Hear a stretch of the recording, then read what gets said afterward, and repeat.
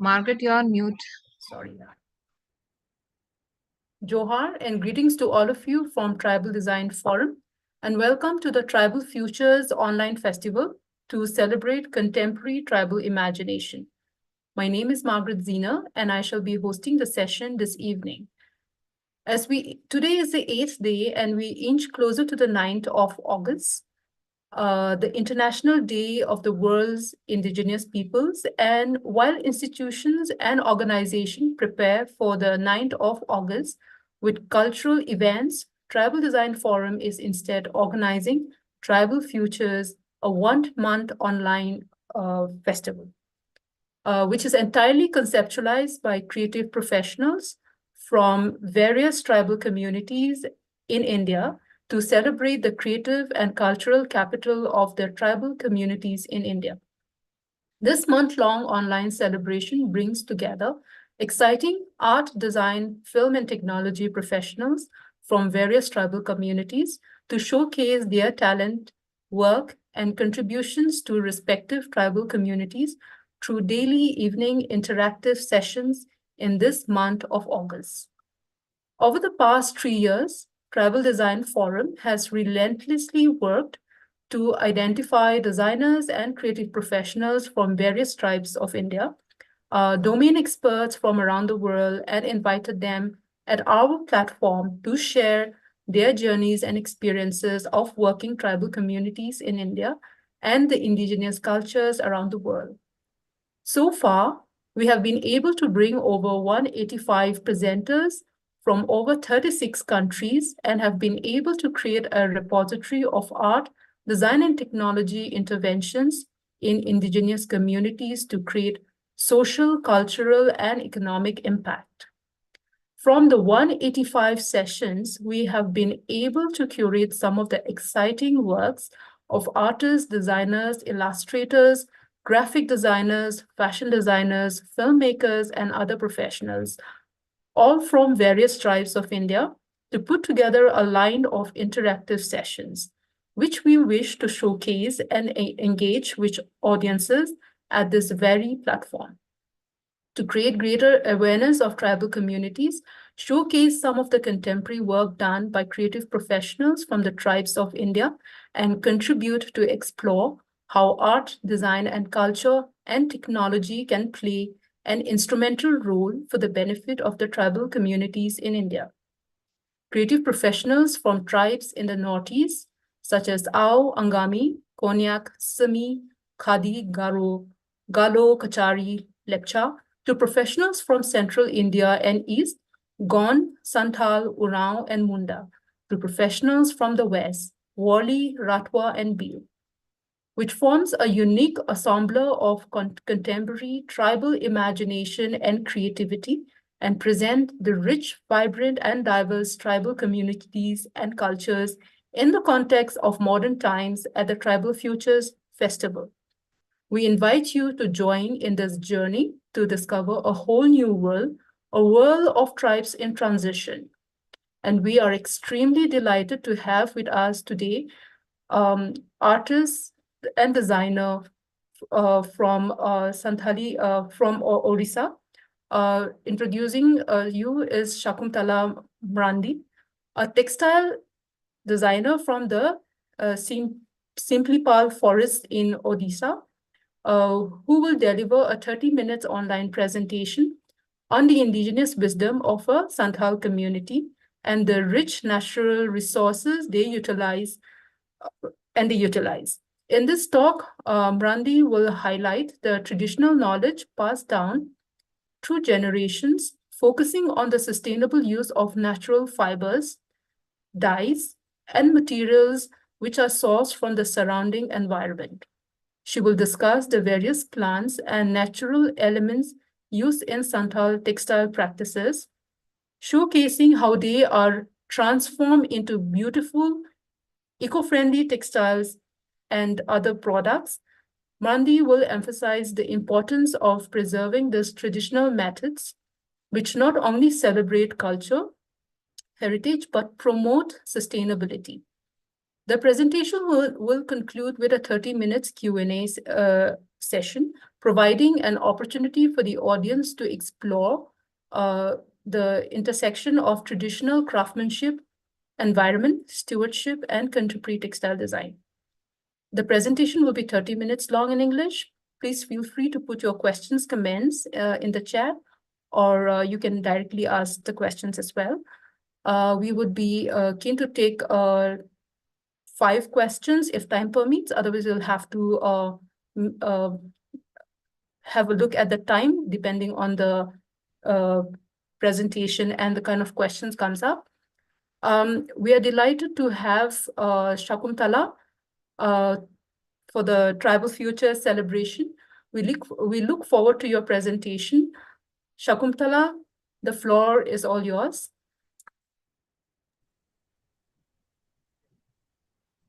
Hello, Margaret. Thank you for inviting me to this platform. Hello, everyone. I'm Shakuntala Mardi, a designer from Simlipal National Park, and it is inside Mayurbhanj of Odisha state in India. So today I will be talking about mostly about lal fiber, which is found in Mayurbhanj, Simlipal, and in other parts also it is found in other jungles of India, like Himalayan range mein, and in northeastern jungles also. So let me start with the presentation first. Yeah. So so these are the products we can see nowadays. The artisans are making, but initially it used to be used as a rope form only, and the material is called lad in Santali, and yeah, so it is Bohinia Valley in botanical classification. We can see the leaf.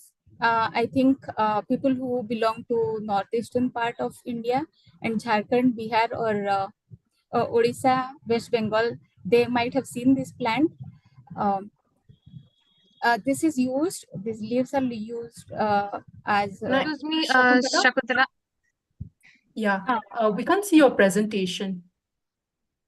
Okay. Let me check. Please share it from Yeah. Zoom. Yeah, I'm just sharing it.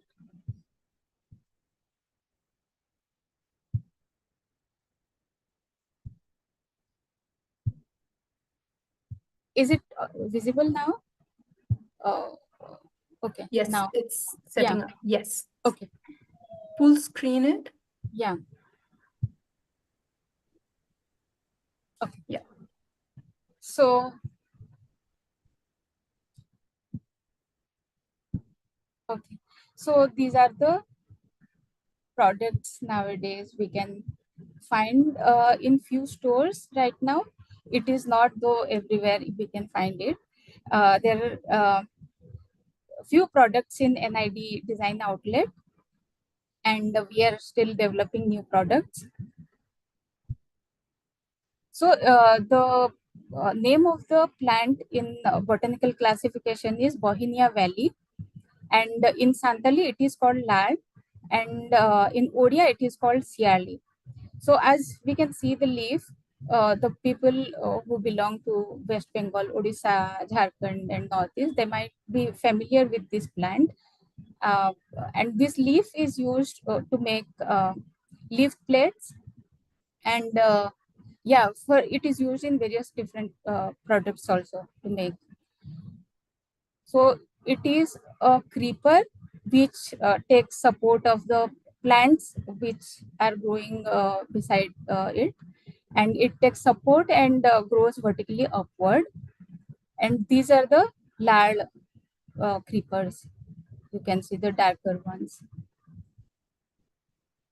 So the lard plant has white flowers, and it the flowers grow only in the upper part of the creepers, and this is the fruit. Uh, all the parts of the plant are called lal in Santal, but the seeds are called lama. So the quizzes in Santali quizzes and all, this becomes a very tricky answer. And this seed also is edible. So the stem, the fiber of the stem is used in craft. So there is a community called Bir Hall, who are the artisans of this fiber.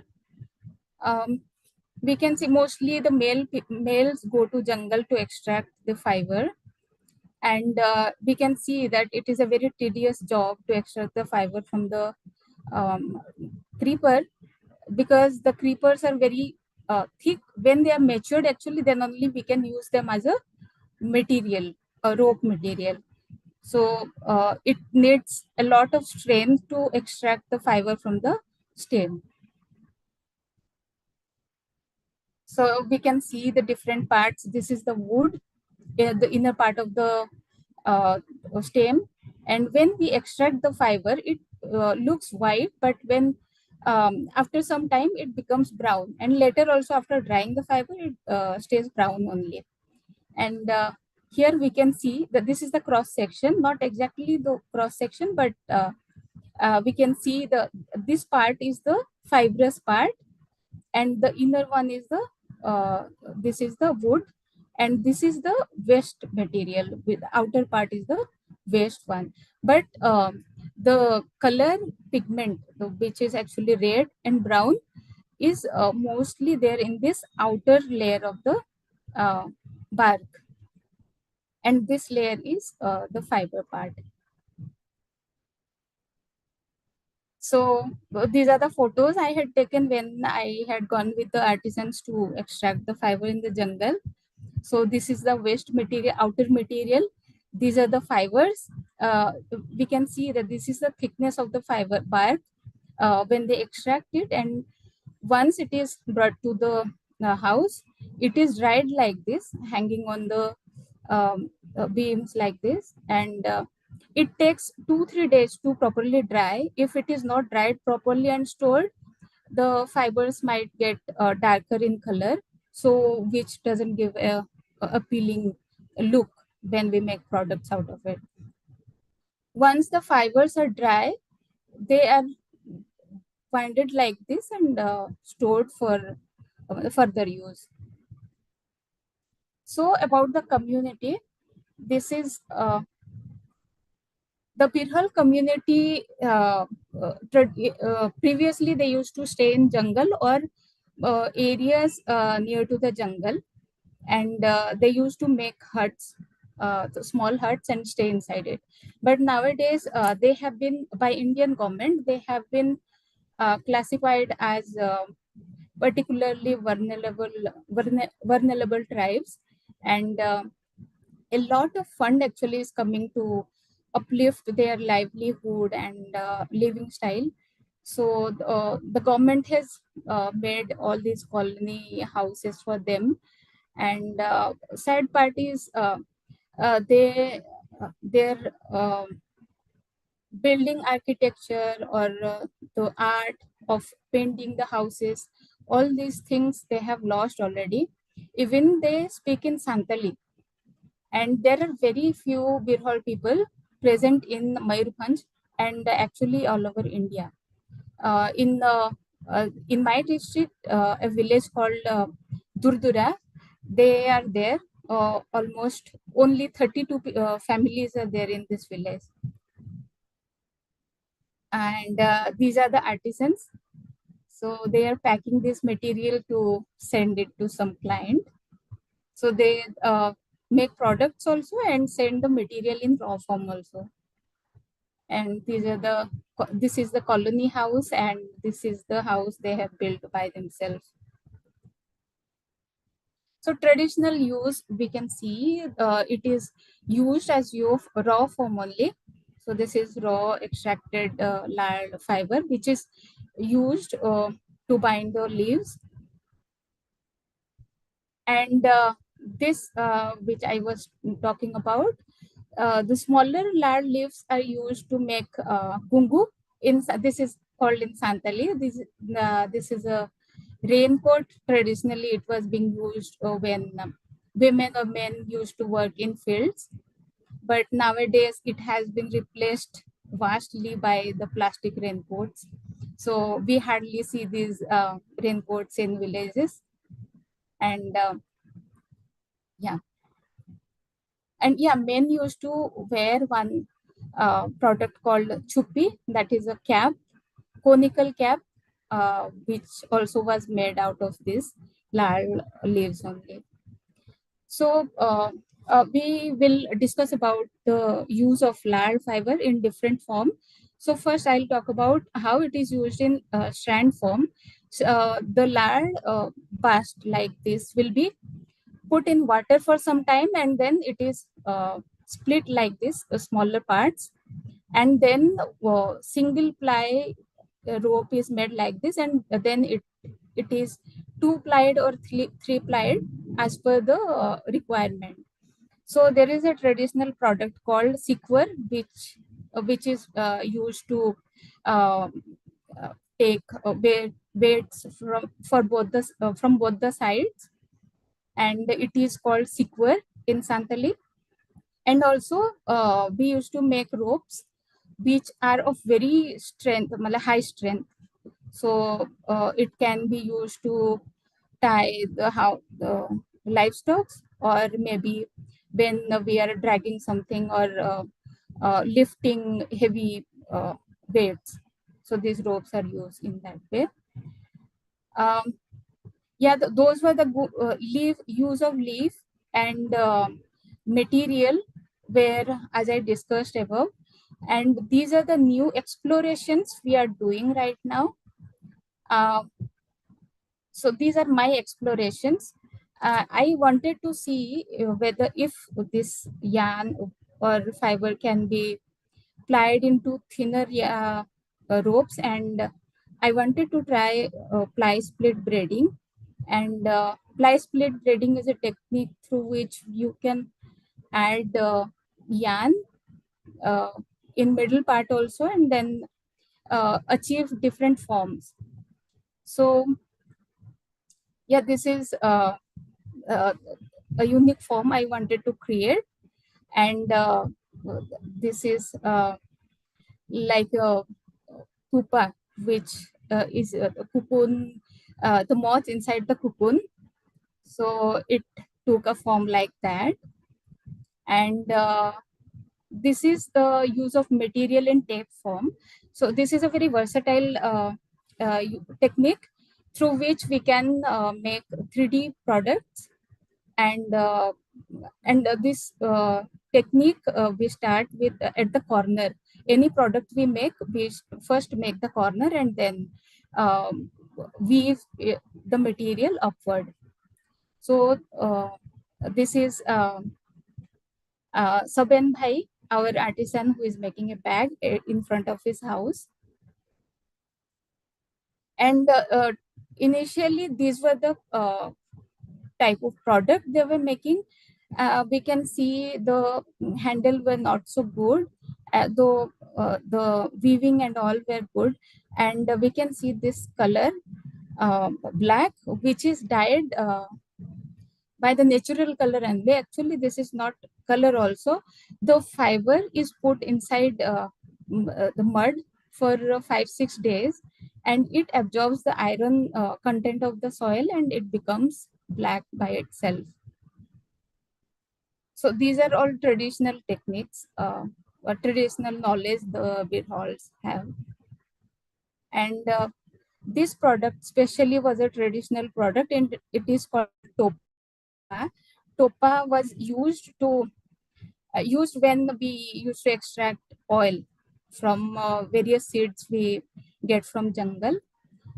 And these cross section areas where it used to be porous, and once the seeds are made into powder form and pressed with heavy weights, stones, or maybe wooden weights, the uh, the the oil comes out from the seed, and it is collected in a container later on the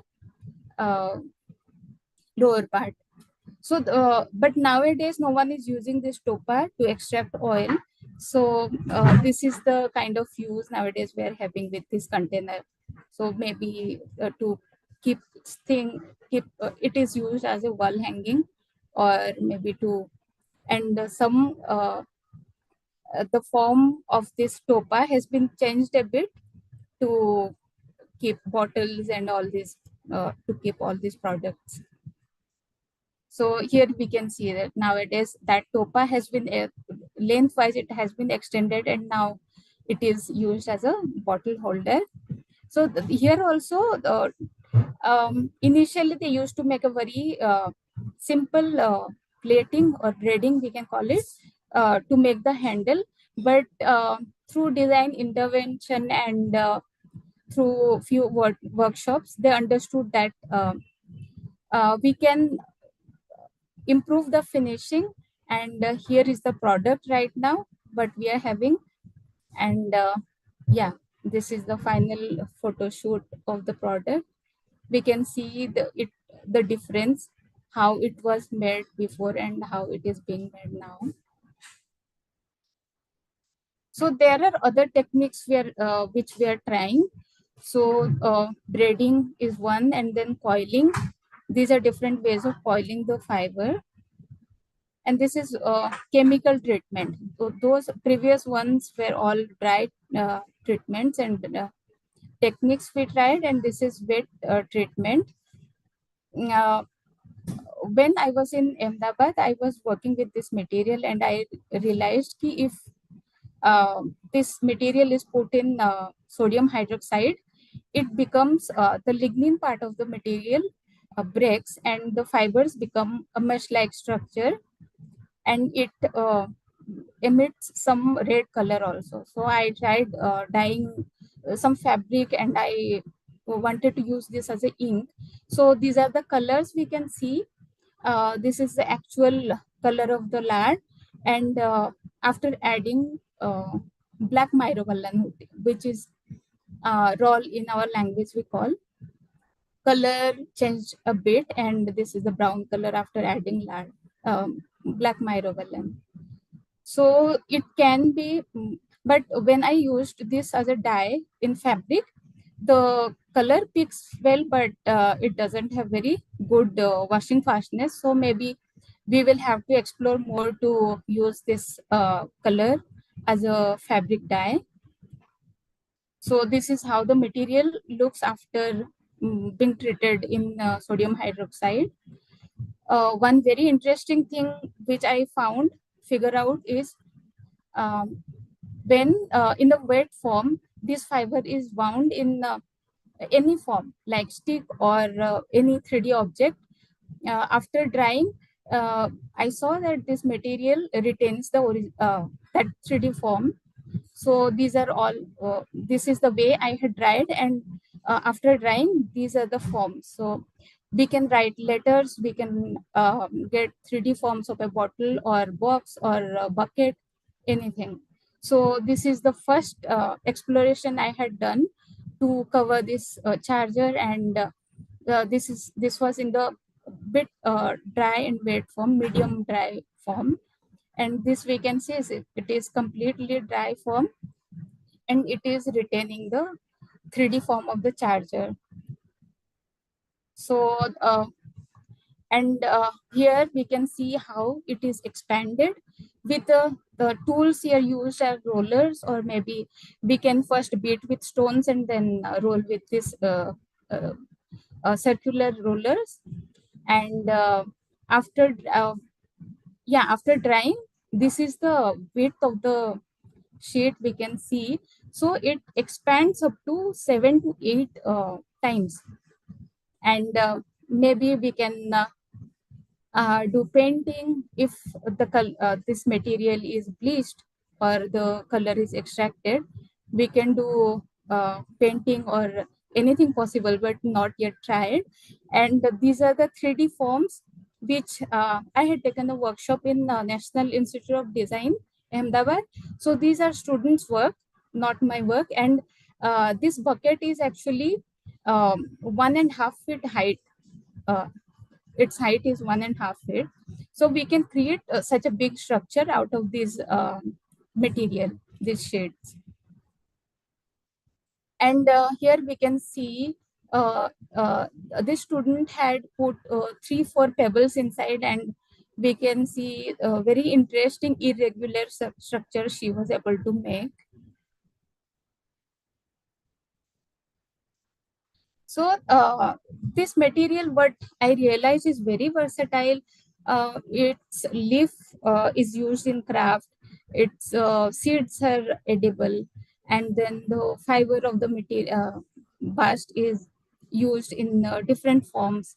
So hopefully with the artisans I would be working in future. Right now also we are developing few products, and maybe we will find uh, more opportunities to work with this material. And through different studies, I got to know that this fiber has thermal properties, like it has good heat resistance. But we tried how it reacts to the flame. It burns with some the glitters. So that is what I got to know. Then it mechanical strength, it has good strength because we used to make ropes out of these fibers. And it is anti-inflammatory, and it has a good antimicrobial property also, and chemical properties may it yeah. So it doesn't get deteriorated easily when put in water. So its strength doesn't get decomposed easily. So I believe this material is very versatile, and uh, hope to work with this material in future. This is with my artisans. When we were in the jungle, I had taken a selfie with them. And thank you. This you can see is the lard. The lard creeper can grow this thick also. So thank you everyone. This is the end of my presentation. If any query, I would like to answer to them if I am able to answer to that. Thank you, Shakuntala. Thank you for taking us through your journey of working from the Simplipal forest of Odisha and introducing us to the rich library of materials in this day and age. It is indeed a very innovative way for you to highlight your culture that keeps the stories alive, and the indigenous technique knowledge systems, which are quite relevant today. So what we also get to see and understand is the rich materials, not just the material, but also the colors with all the possibilities. So, and also adding new materials to the material culture of natural fibers can help shape the futures of material to address the sustainable issues. So I think from here, what we will do is we will go to the Q&A. Otherwise, if Varsha has any other plan, Varsha, would you like to take over for a few minutes before we go to the Q&A? And meantime, I would request the audience to think of some interesting questions, challenging questions for Shakuntala, and then we can probably resume the Q&A. Over to you, Varsha. Thank you, Margaret.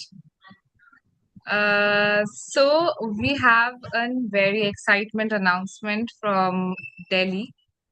TDF, a few TDF members right now in Delhi are meeting up for a small gathering, and they'll be going live shortly.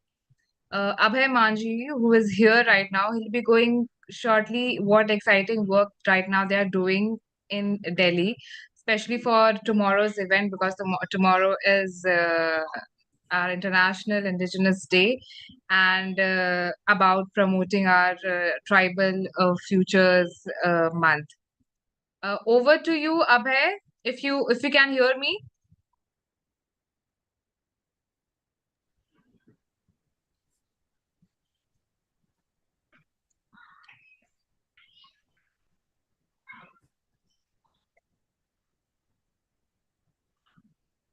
Abhay, Hello. hi, Abhay. If possible, can you please turn on your camera so that we can see what you guys have to show? And please unmute yourself.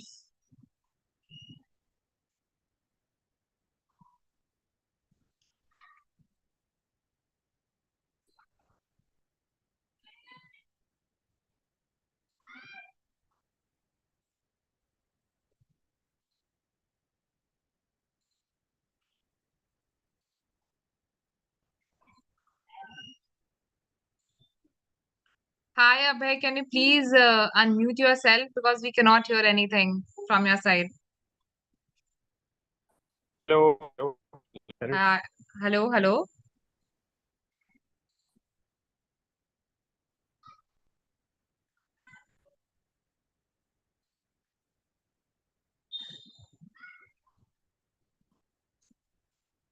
Are you having some network issues?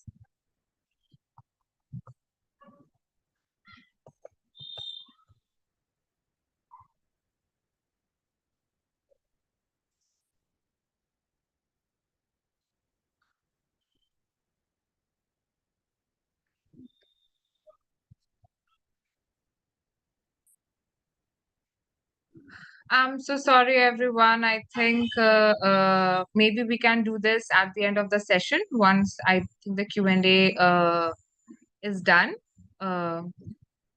with Shakuntala, because I think they're having some bandwidth issue. I'll connect with them directly. Till then, over to you, Margaret. You can continue with Shakuntala with the Q&A session. Thanks, Varsha. So I think, Varsha, what we should do is pin his image, I think, because it goes away. Okay, so coming back to our Q&A. So while the rest of the participants think of a questions for Shakuntala, I would like to ask Shakuntala a question from my side. So, Shakuntala, since you're working back in your village with your community, I want to understand what are the challenges, that you face when you identify, which is an old material, but it's now become like a new material for the community. And how do the artisans or the community react? And do they show any interest in working with the natural fiber? Yeah. Though this material is not new, but as I explained, we figured out how to make sheet form of the material. So this was new for the artisans also. They were also very excited to see how a rope or a bar can be made into a sheet. So when they saw the 3D forms, they were like, what we can make out of this material? Because traditionally they were saying in the local market only. So they used to make ropes, and now they're thinking if we use this material in sheet form, what could be the product? So that definitely for the local market, we will explore what sellable products we can make. But for the markets like in 2-tier or 3-tier cities or maybe metro cities, we are coming up with lighting products because it has a mesh like structure. So once it is put, light is put inside it, so it will have a very interesting look. That is there. And challenges is that as I told, this village Durdura has only 5 artisans and out of 32 households, and the younger generation is not very much interested to work with this material. But when two of the artisans came to NID with me to take classes. Their sons and grandsons were asking ki, was the class challenging for them. They were asking their grandparents and father, ki, did you find any difficulties explaining your work to the students? Because they knew that students will be talking in Hindi or English, and then they do not know, even they cannot talk in Odia also clearly. So so as question is coming from the younger generation, so we now feel that they are taking interest to work with this material again. But sadly, from the government side, I do not see much support. So maybe that is a challenge, because as they belong to this particularly vulnerable tribe, when I brought them to Ahmedabad, I had to take permission officially that they will be going out from Odisha to another state. I was also a bit nervous ki, I will have to take them. What if something happens to them? So it will completely come upon me. So I will be the responsible person to answer. So yeah, so these are the challenges what I feel as of now. Yeah, thank you so much for that, because it's very interesting, heartwarming to hear your stories. Because in the space of new material, I mean, it's become like a new material, because it's, although it might be cultural, significance. So now, if if you're making all these products, new products for, like, lifestyle products for the, say, modern consumers, where do you see your products being marketed? And so that, and also people will be able to reach out. Would you opt for something which is like more like a physical space or an online? And where would you like to market? Where do you foresee that? So traditional products like bags and this topa, they are locally sold. But nowadays we are making tote bags and um what else? Tote bag and some other wall hanging kind of products. They are being exhibited in Bhubaneswar in tribal fairs. So exhibition is one way of selling the products, and we have kept some product for experiment only in NID Ahmedabad, Nidus outlet. And yeah, but products are kept for trial basis only to see ki, what kind of consumer will buy this. So we are not full-fledgedly into market with the products. So maybe in near future, in 1 or 1.5 years, we will go full-fledgedly into the market to sell these products. Okay, so when you keep a product like that in Nidus, materials and the way how people associate with it, like, how are you recording such kind of experiences from consumers? Because, very often, like, say, two natural fibers, let me just compare, like, silk, okay, and jute, or like silk is always considered something premium, right? But when another, say, jute material, like, buzz fiber, far cousin, let's say, nettle comes into the picture, people, so because the look of it is both matte finish, it doesn't have the sheen unlike silk. So people will always consider, like, the nettle fiber, which is more expensive, as like, oh, it's jute, so how do you record, like, say, those kind of experiences when you put your material in Nidus and get the customer's reaction? When I showed this, I had a bag, tote bag of this lal material with me, and I showed it to different people in Dawad only, and I wanted to get their feedback. So naturally, this fiber has a rough feeling, rough texture. So somehow I felt that this has to be removed, this roughness.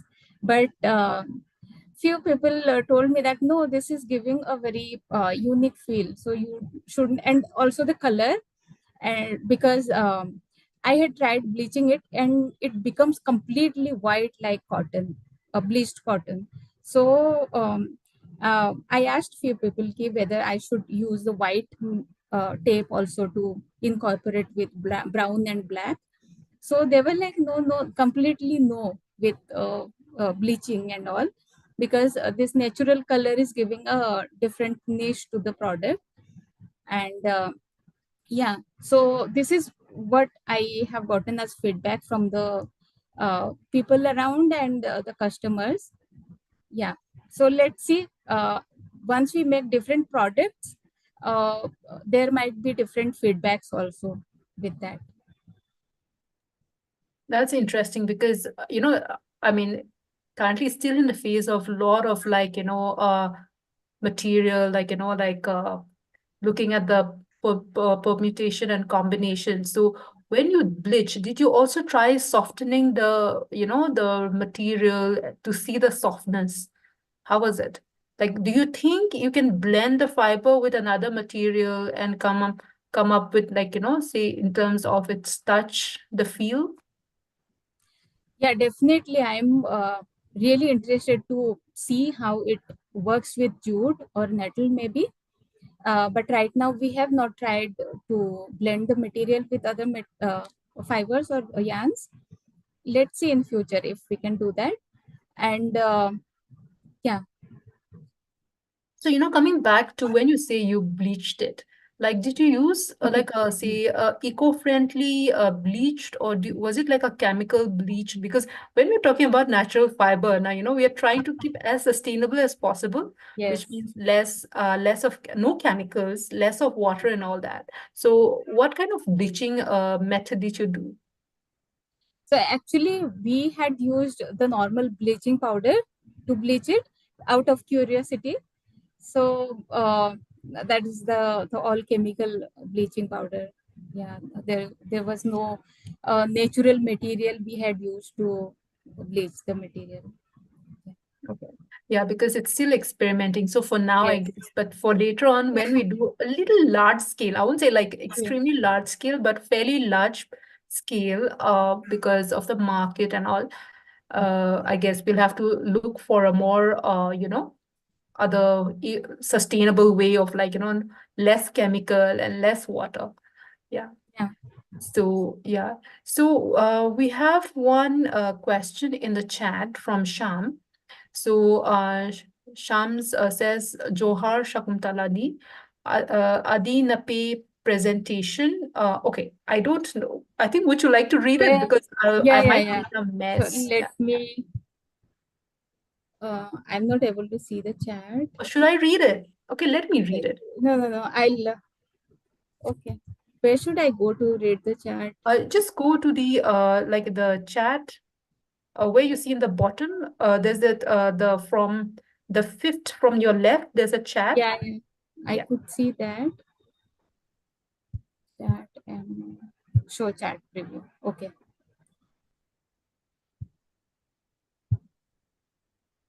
Oh my God, I cannot open the chat box. You want me to assist with your reading? So I'll try. I'll try my best. Please. So yeah.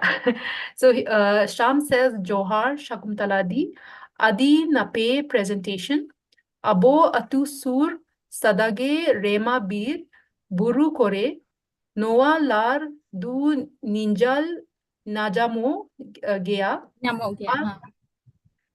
Carry on. Or Amak Lar Remok product ho adi moy je nijelok kana chet abo hor sanlar reyak premium product nebaw possible gea noa karmi kurumutu de chet leka challenges bejho et Okay. I hope I've done So, justice to it. Yeah. But I could understand what he is wanting to ask. So basically, he is saying this is found in all forest of our area, matlab eastern and northeastern part of India, and he is saying whether this craft, no, what are the challenges we are getting in working with this material. So as I said, it is difficult right now because it has been used to make local products only. So when the consumers are or the users are changing, or maybe the market is changing, so definitely we are finding facing challenges also from the government front, and also from the mindset of the artisans. Maybe 2-3 artisans are convinced now because they have traveled to different cities with me. And yeah, so and female, yeah, we do not have much female artisans now. I have 5 artisans who are all male, and their age group is from 55 to 75. And younger generation, we do not have artisans in young group. So yeah, in future it will be, we will try to include them also in the group. Yeah, thank you, Sham, for this question. We also have another comment coming from Archana Datta. She says, "Thank you, Shakuntala, for such a wonderful presentation." Thank And you, meanwhile- Archana. Thank you, Archana. Yeah, and meanwhile, Sham also Sarah says, Bedi- "Thank yeah. you." So Sarah hopefully we have Sham addressed the Badu, question. Johar. Thank you. So while we are still waiting for a few more questions, I think I have a lot of questions for you, Shakuntala. please. So, yeah. Please. So, working with all this new material, and we talk about market, and we also know the challenges, like you mentioned, like government doesn't support. So let's just leave the government for the meantime and just focus on the community, because that's where we need to set our foundation. Yeah. So having said that, you also mentioned that you traveled with few of your artisans, and that has given them a sort of confidence and a world of experience that there is a market, an opportunity for them. So how is it when they come back? And I'm sure these are not women, but I'm sure this must be men, right? Yes. Who has traveled out. Yeah. So in this kind of experience, and we know that younger generation is not going to play any part as of now. How do you see, that this particular artisan, the men who traveled out from the village and they come back, do they do it continuously, or how are how is the motivation after coming back to their village as time goes on? Yeah. So it is our relationship, the artisans and my relationship is very interesting actually. They answer whatever question I have, they will answer with yes or no only, or a nod like this, a head nod. Okay, so initially it was like, oh God, if I have to take workshop in Ahmedabad, how would it be? So will they be open to talk to me, or if they have any question or any health issue, will they talk to me? Because in villages, no, we have a very big gap between male and female. We do not interact much, as in age group also. If our ages are different, and I'm very young to them, these artisans, one is 59 years old, and one is 61 around. So our villages are not so close to each other, like 5 kilometers away. And as I also have not stayed in village for quite long time, in vacations only I used to go, and in festivals. So I had not met them earlier, and from past 3 years only we have started working. So they were like, they used to talk very less, but nowadays when they call me, that also is very surprising that they call me and ask me how is the weather in Ahmedabad. So that is a very, I don't know, that is a gift for me, that such 3 years of hard work has returned back to me. So this is what I think. And uh, they had a workshop, another NGO was having a workshop in their village, and when I went there to meet them, they were asking that person, lady, कि ये ma'am ने हमको अहमदाबाद लेके class करवाया था.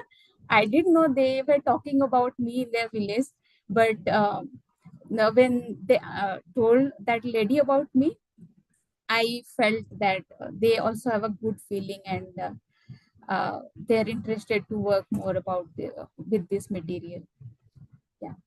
Yeah, that's so nice because the thing is it's all about relationship building. And Yeah. as you said, like, the relationship between in village, like, okay, men is like, different, women is different. But when they reach out to you and even they say like, this start with all this small talk, like, how's the weather? It's a good beginning, like, a good start for them to also have the confidence and working.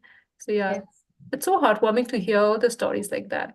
Yeah. So, also going forward, like, being a designer, I'm sure they look forward, they look up to you because, uh, and then you taking them to the to your place of learning, your institution and things like that. So the relationship with, say, the other people in the community, how is it? Do you find any challenges? Because you did also mention that you have to take specific permission to take them Yes. out from the village. So how do the other people, how do the other people from the community kind of say react to all this? And you as a woman, from a tribal community working. In their community, I don't see any challenge, but in our community also, they were like, अच्छा तो तुम बिरहोल को लेके कहाँ चली गई, हमें भी कुछ काम दे दो. Like that. Well, I see this is being perceived as a very positive thing actually in my village or inside Simlipal in my area. So yeah, I told to my community people, the Santal people, they also used to make products out of bamboo material. Bamboo, the fishing, what do we call it? In Santali, it is Janjit Etorodang, it is called. So I told them, you make interesting products out of bamboo, and then we'll see if we can have workshop somewhere outside Odisha. Yeah, so it is very positive actually from other communities also. Yeah. So based on your answer, I've come up with another question. So, how come you went to their village and not with your village? Yeah. So as I'm a textile engineer first and then apparel designer, when I go to jungle, no, I used to see. I'm so curious that I look for plants which have colors, look for creepers which have fiber in it. So from childhood only, I had seen this fiber is being used traditionally, and but nowadays, as I said, Topa is not being used to extract oil. I went to this village. One of my cousin sister has been married in that village, Durdura. So I used to go there, and I knew that there are some household of Birhols who are staying in that village. So I asked my cousin sister, do they still work with this material? So she said, yeah, they make ropes only though. They do not make topa, but you can go and see what kind of products they are making. So when I this is about 3 years back, when I went there and saw they have is very basic wooden tools, and one of the artisans, the man called Saben Bhai.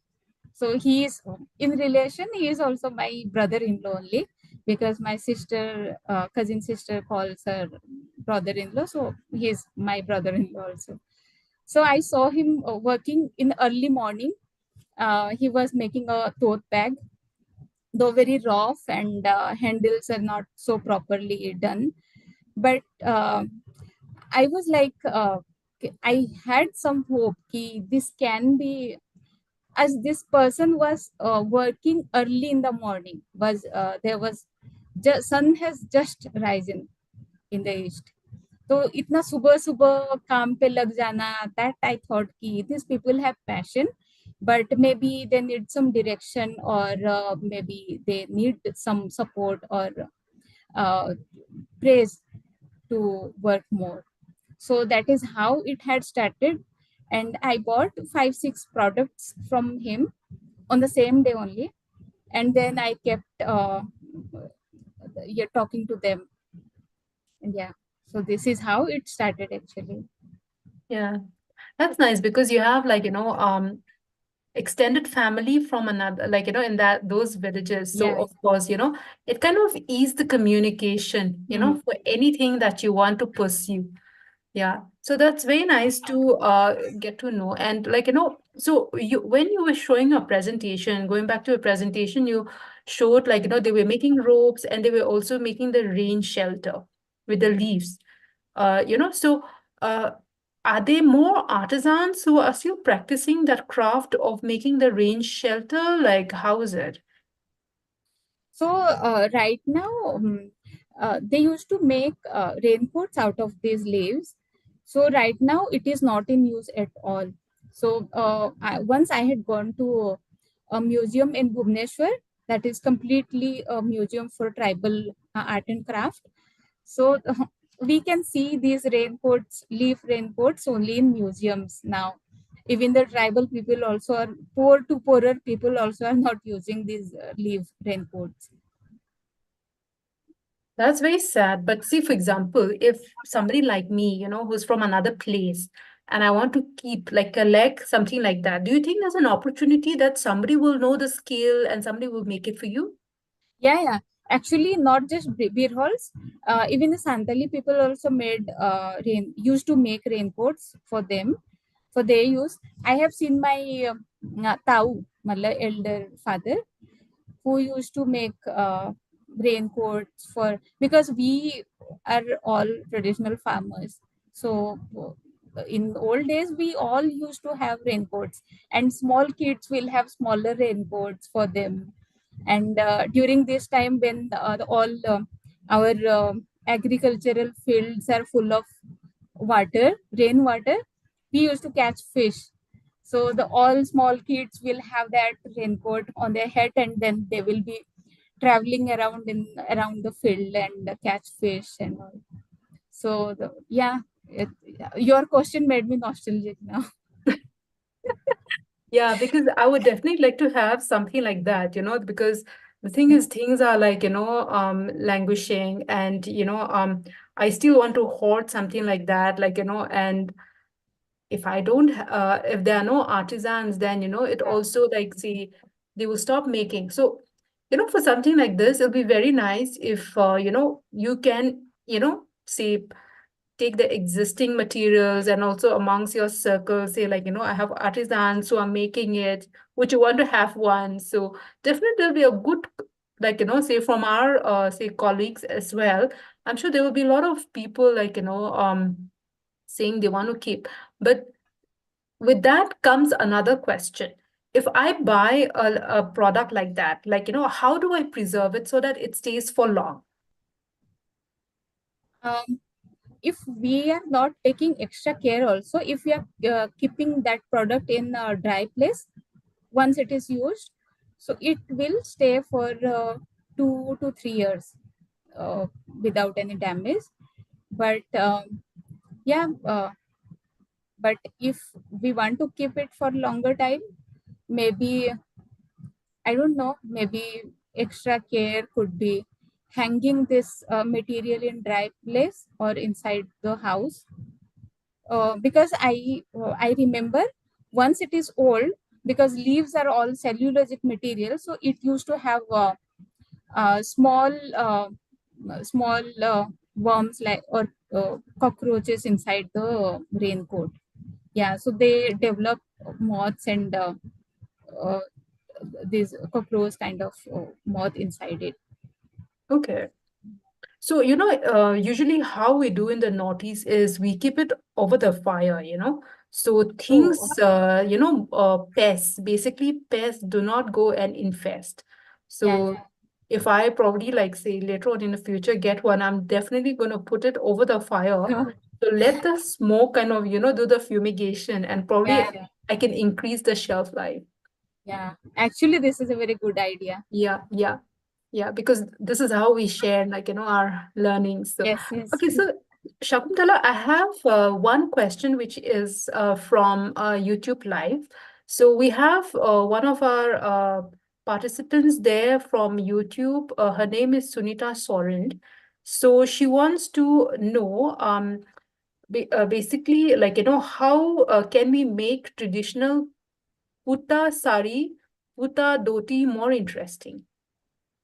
Okay, footer sari. The sari which I'm wearing right now, this Ah. is called footer sari. Yeah. So interesting, as in personally, I like things the way they are, but if we want to make them interesting nowadays, I have seen saris, footer saris, which are combined with ikat on the uh, pallu and the border. So maybe that will attract more consumers or wearers.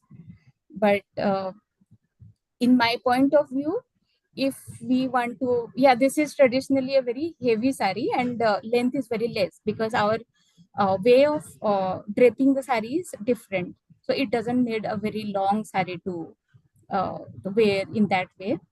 So maybe if the length of the sari is increased, and maybe if in cotton only, maybe in different cottons, if we weave the sari and make the sari bit lighter, so that will increase the popularity of the sari. And otherwise also nowadays we get the sari in different colors. So traditionally it was in maroon checks on white base, because maroon was the color which was being dyed with chili. This also is a natural dye which is extracted from this chili plant root and bark of the plant. So this was again dyed, this maroon color was being dyed on the yarns of cotton by the Santali women only. But nowadays that natural color is not being used, and we are using all chemical colors to dye the yarn. And we will get saris in green and red and orange, black, in all colors actually. So people are doing embroideries, machine embroideries, and then all logos of Santali, the, this political party, or the if that is being used in politics, the political rallies and all, they will have their logos on the saris and the dhotis. And yeah, so the green is actually, if we are going in political rallies, so people will wear the green Santali putta sari and the putta kacha. And if we are in pujas or traditional festivities, then people used to wear white, this color sari and dhoti. So this is how it has been segregated now. This is unsaid segregation though. There is no rule or something like that. So basically, that's like a trendsetters of, like, political events, and you go with that colors, and Yeah, let's see, this is what it is. You're wearing such a statement piece, so that it's a conversation starter. So, from fiber, we're talking about your textile, but we'll excuse it, because the thing is, like, it's like we are celebrating the Indigenous Peoples Month. So, of course, the piece that you're wearing is like, coming up with more compliments. yeah. Sorry, Yeah. I forgot her name. So who was Sunita Soren. Sunita? Yeah, thank you, Sunita. Actually, she might have seen my sari, what I'm wearing right now. Or actually, I have a blog also, in which I write about this sari and how it was being dyed traditionally. So yeah, maybe question might have arisen from there, or maybe this. Yeah. So she's listening to us from YouTube Live. Yeah. So yeah, so we have another question on Zoom on the chat, and this comes from Ravi Hansra. So he's saying, so he must have attended one of your previous sessions. So he says, in one of previous TDF session with Shakuntala, I had heard you are working with Odisha government for GI tag for Santhal traditional clothing and Mayurbanj. Any news or update you would like to share? We are very excited about it. Okay, thank you, Ravi. Actually, yeah, these government people had approached me. As I said, I write a blog about this Santali sari and the dyes which were being used. So yeah, they have taken all information, and uh, I have shared some screenshot of the book, which craft document which I have submitted at NID as the official document, because they are supposed to refer to some printed documents to get GI for any craft. Yeah, so this is one kind of the printed document they have taken from me. But even I am wondering what happened to that actually, because I also have not gotten any information from their side as of now. So I might, thank you, Ravi. I will now email them what happened to that GI tag to this Santari sari. So this should have come as of now, because they during that time they told me that it might take 8 months to 1 year to get this tag, but it is more than 1 year, I guess. Yeah. So he also says, Sham says, is that book available outside NID? No, Sham. This book is now copyright of me and NID. So, and it is only available in NID. If you ever visit to NID, then you can issue this book and read inside the library only though. Cool. So thank you so much for taking us through all the queries that we have. It was like a nice conversation between two designers about natural fibers, and this can go on and on. Yeah. But keeping the time into perspective and our session, I guess we don't have any questions coming. So from here, probably we'll wrap up question. We'll just find from Varsha and Lea. So over to you, Varsha.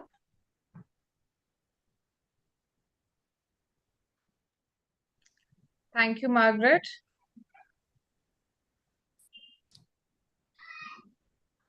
Well, I'll be sharing a video which is coming from directly from Delhi, because they're having some network issues. So because they can't come live, so they have shared a video. Let's take a look what they have sent us.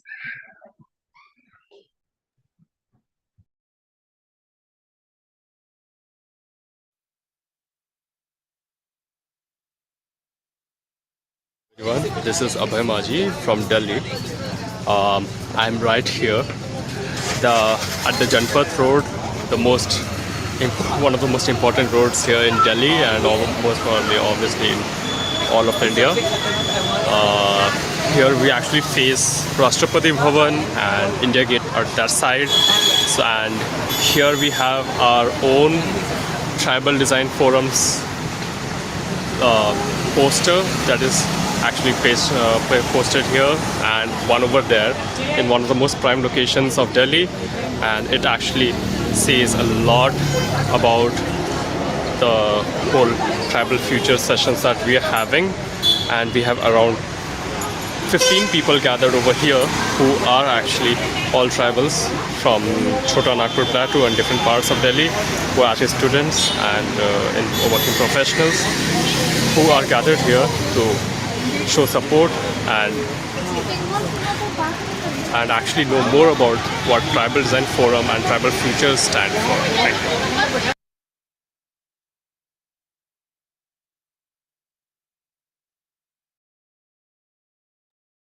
Awesome. Thank you so much. Thank you, Abhay Maji from Delhi to go live and make an effort in such a rainy weather to send us a video. It's unfortunate that he couldn't come live because he was trying, but because of heavy rain, they were having a lot of bandwidth issue. So they have sent us the video. Over to you, Margaret. Thank you. So what I will be sharing with you is going to be 2 events which is coming up in the Northeast. So taking you through what we have is, one second, yeah. So we have the first bootcamp, which is going to happen in Kohima from the 2nd October to the 4th of October. With the tribal communities of Nagaland, and TDF Kohima is being organized in collaboration with Woven Threads.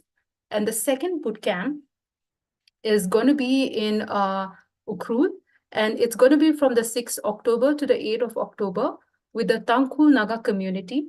TDF Ukhrul is being organized in collaboration with Ishi, and people who are interested in joining in can visit the website www.tribaldesignforum.com and register and get the detailed information regarding participation and the bootcamp. So that is about the bootcamp, and I will stop sharing. Yeah. So